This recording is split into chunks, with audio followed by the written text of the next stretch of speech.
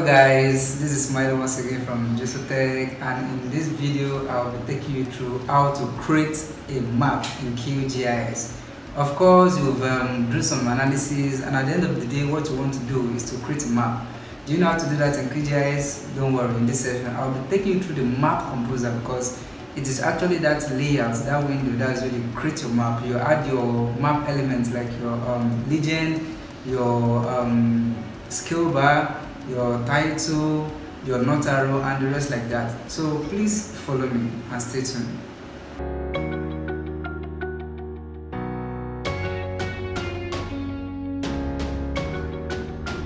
Okay, so guys, here we are. So in this particular window, we have information regarding Ikeja LGA, showing some settlement in Ikeja local government. So from here we'll be producing a map showing Ikeja local government and the road network. So what we're interested here is on how to produce a map using the map composer in QGIS. So after you might have been done manipulating and symbolizing your data, so if you're ready to create the map itself, that's by adding other map elements like your note arrow, your skill bar, your legend, and the rest. So what you need to do is you go to your project tab here, then you go to new print layout. So you click on that, and you have this window that pops up. So here you can name the map, the layout you want to work on. So I might decide to name this Ikeja map. Okay, then click on OK if you are good to go. So here guys, you have the map composer. So at the top you have your layout, your edit view, items, add item, atlas, and settings, and some other tools that you can use to work around your layout here. So at the left hand side of the screen, there are tools or icons arranged in vertical order. So these same tools, you can access them using the add item option over here. So you can see you have add map, attribute map, add picture, label, scale bar, arrow, attribute table. So if you come here also, just over on this icon, you'll see that they almost serve the same purpose. So here you can pan your layout, you can zoom your layout, you can select or move your layout, then you can move item content, that's the map itself inside layout. You can actually move it to a selected location you want on the layout. So here also you can add edit nodes if you want to do that at all, and you can add map. So these icons have the different functionality. You can use them here or access them from the add item option. So now to bring in your map, that's the Ikeja map that we have already, that's ready for print. Then you go to this icon here, add map, or you can come to add item, then add map. Don't forget we are working on 2D map. If you have a 3D map, you can use this option, add 3D map. So I'll just quickly come here. When you click on this icon, you should have a plus sign. Don't worry, you'll be conversant with this plus sign, because any icon you're working with, you have this plus sign to bring that functionality into life in the map interface. So you just left click on your mouse and drag to the extent you want to view your map. Let me stop here. You can see, so that's our map there. You can see it's smaller compared to the extent you have here. So you might decide to come to your right hand side of the screen, where you have your window that you can actually manipulate your data, the different items that you might want in this map composer. From here, from this window, you can manipulate your legend, you can manipulate your skill bar. You want the appearance of the skill bar to look like, your legend, your note arrow, your title. So from this window here, any item you're working with here, once selected, Once selected, now let me select this map. So when I select it, you can see that this item properties is activated. So once you select any item at all, it is going to be activated under the item properties here. So here you access different functions, how you can manipulate the appearance and the rest. So here I select the map. You can see this is the current scale 129,190. So I want to zoom in more on my map. I want to make my map larger to fill in this interface. So what I will do here is to make it a larger scale. So let me reduce this to 100,000. Is 100,000? Enter. Okay, I think let's take it to 50,000. 50,000. Okay, it's coming up. I'm gonna decide to reduce this to 70,000. Okay, let me leave it as it is now. Now you can see, guys, now for me to, I would like to move this map itself, the Qgis itself, to the center of this layout. So you can use this option, move item content. So when I select it and I come here, now I can move. See, I have the option to move my item anywhere I want to move. So I leave it as it is at the center here. Then I forgot to mention, guys, it is very important for you to know the purpose of your map. Are you printing an A1 map? Are you printing an A4 map that you want to attach to your documents, probably a 10 paper or so, or a proposal, as the case may be? So here the very first thing you need to do at this window is to select the paper, to select the paper properties at all. So, and then on what portrait do you want? So here, as I've been working on this data before, on this interface before, so you can right click. When you right click, you go to page properties. So you can see under item properties, my size is A4 and the rotation is landscape, and I add the width and the height too. So let's assume you want to print a banner, probably in A1 or A0. You can come in size A1, then select the paper size you want. You select the paper size you want and the orientation of the map. So with this map, I might decide to change it to portrait. You can see it still serves the same purpose. I can leave it this way, and I bring my other items I want to add, with the region, the notary, they will fall in this window here beneath the map itself.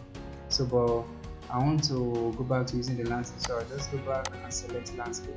So that way you can select your page properties to fit in the output you want at the end of the day. So let's continue. So now I want to add the not arrow. So you can come here, add item, or you can come over here, visit here, not arrow.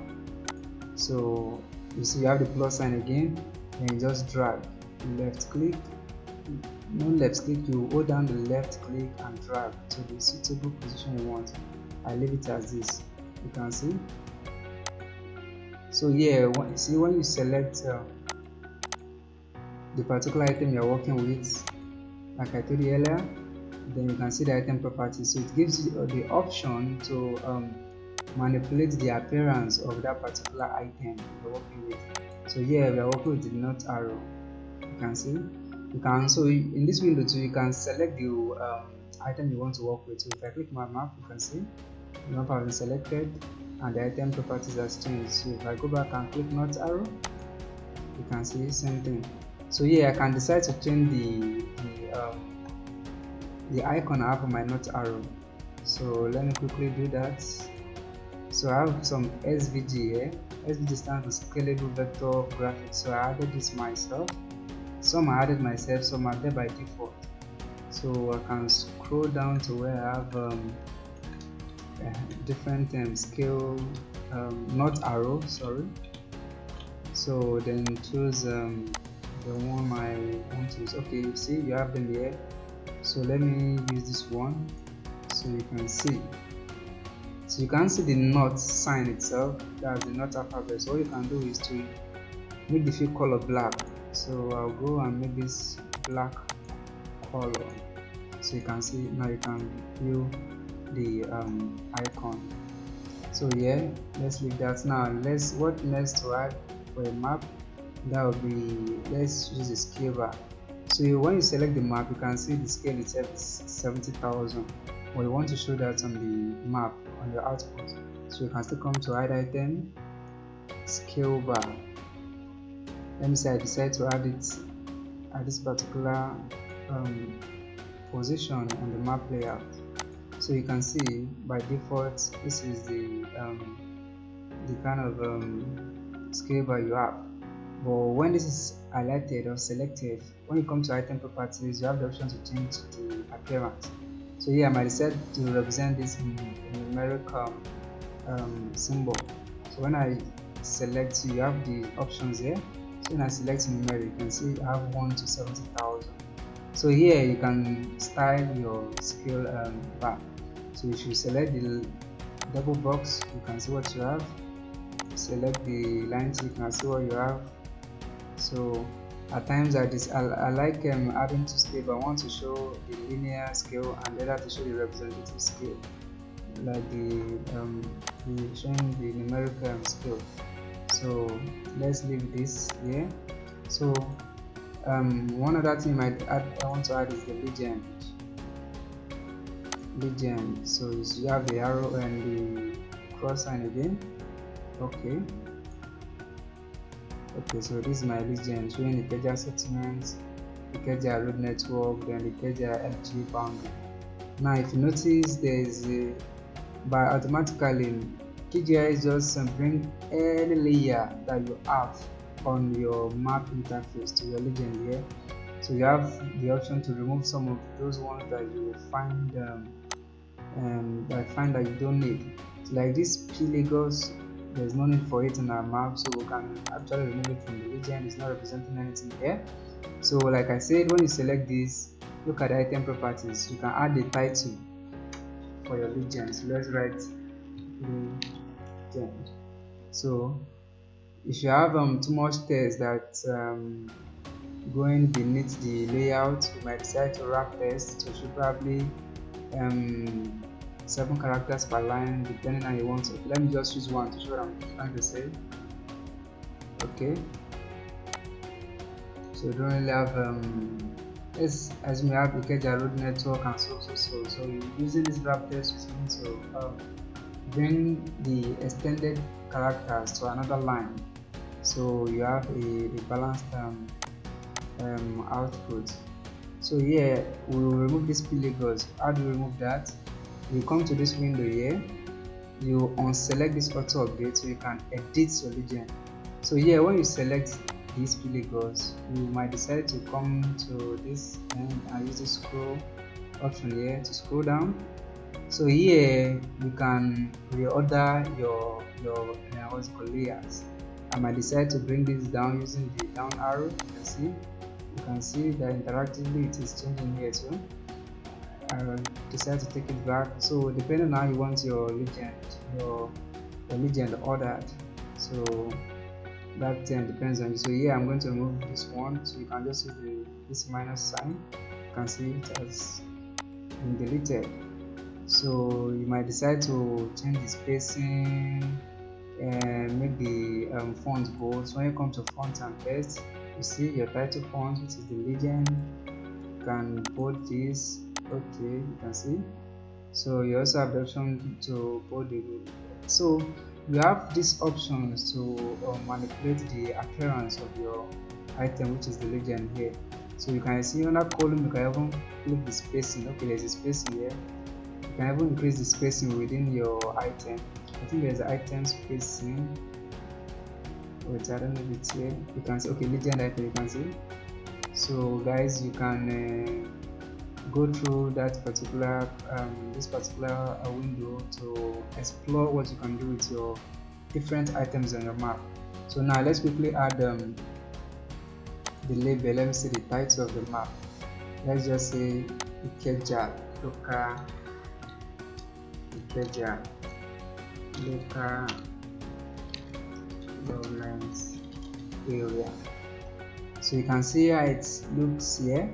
So you can decide to increase the font size, make it bold. So when I come to font, when you click on that window, you can bold it, you can change the font type, you can change the font size to let me use 16. You can use effect if you need it at all, then okay.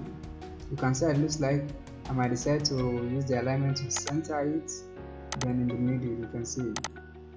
So and I might decide to put a frame for my, so by selecting frame, you have a frame for your title. So one thing you need to do again, this legend, let's add a frame too. Click on the frame. You can even change the background too of the frame. I think like this is the background here. So the background by default is white. You can decide to change the background to any color that suits you. You can see. So you have different options to style your items. So one thing you need to do, we've add some of the most important elements for a map, which is the note arrow, the title, the legend, the scale bar. What you might want to do again, and which is very important, is to show your grids, showing your coordinate system, your longitude and latitude, or things are not it. So yeah, to bring your grid, when you need to select the map itself, then you use the scroll buttons to scroll down to where you have grids. So use that down arrow, then you add a grid, use the plus sign, then you modify your grid. So yeah, you have the grid type. How do you want to see your grid? For weight, let's try and bring in the coordinate, the S and Y value. So yeah, you can, since we are dealing with the map is 1 to 7,000, so we can start by using let's check 10. Wow, that's too big. So that's different lines. The zoom in, these are different lines. So let's make this 100. Wow, so you can see the different lines. So let's make this for it to be more visually appealing. Let's make this 500. Okay, you can see. So let me make this 1000. Wow, now to 5,000. Okay, I think I will stick with 3,000. Now for the X, let's specify the same value for Y. Okay, so now you just have the grid. What about the longitude and latitude? How do you view that? So what you need to do after specifying the interval for your X and Y, then you can use the scroll option to draw coordinates. So you need to select use to draw to show your coordinates. Let me scroll down again. Draw coordinates. You can see now the coordinates. If I zoom in this map, you can see this your listings and nothings. So you can see here you have decimal, 3 zeros after a decimal, that's accuracy. So what you want to do is coordinate precision. You come here. If you don't have your coordinates in decimal, you don't have decimal values, you can remove those 3 zeros by making this 0. You can see. So here you can that's how you add your grid. So here again, under this grid item properties, you can manipulate how you want your grids to look like. So again, let me modify my grid a little bit. So looking at this grid type, you can change this to cross. You can see, you can view it, you can see what's happening here. You can change this to markers. You might decide to use frame and annotations only. You can see you don't have your intersection of the horizontal and vertical lines. So you just have your coordinates shown on the outline. So but let me use the grid. So you might decide to make this this is the line style here. You might decide to make it a little bit faint. So let me do something. You can see that the background. So I prefer this color. Then I use arrow to go back. Now again, I might decide to make that situation that when you have your coordinate this way in your left hand side of the outline, it might stretch or it might impose on other items you have on the map. So you might want to realign this or make the orientation vertical, this is horizontal. So what you can do, how you can do that is to come to your coordinates. See, you have your left, right, top and bottom. So here again you can manipulate how you want to be your coordinates. So look at the format here. How do you want your coordinates to come up? You can decide to use decimal with suffix, that is showing your listings and nothings with the alphabet E and N. So let's leave it that way. So this is what I'm interested in here, lefts. This left here. So what do you want to do? How do you want to view the coordinates? So when you click on this, you might decide to use vertical ascending. You can see. So now you have more space. So you can come to the right too to do the same thing, vertical ascending. You can see. So it looks a little bit better this way. So guys, after adding the important map element that you think you want to use for your map for your own purpose, so what you need to do is just to export your map. So guys, before I go to export my map, so let's go to add items. So you can still add pictures, you can add dynamic text, you can even add your attribute table if you want it at all. So you can add your attribute table, but I don't need that for now. So for you to export your map, you can export your map in either image, SVG or PDF. So you can even duplicate your layout. So using the layout option, you should save your projects. You can create new layer, you can duplicate your layer, you can even delete layout. So depending on what you want to do, but here I want to export our map. So I can export this map as image, as PDF. So let me quickly export this map as image. Export as image. So it's going to take you to the folder when you want to save your map. Then look at the save as type here. You can decide to use different format. I'll leave it as PNG. You can use JPEG, or let me leave it as PNG, and my map title will get a map. Save. Another window is going to pop up to give you the option to show or to define the quality of the map by using this DPI, this dot per inch. So I might decide to increase the quality by increasing this value to 500. Then I click on save.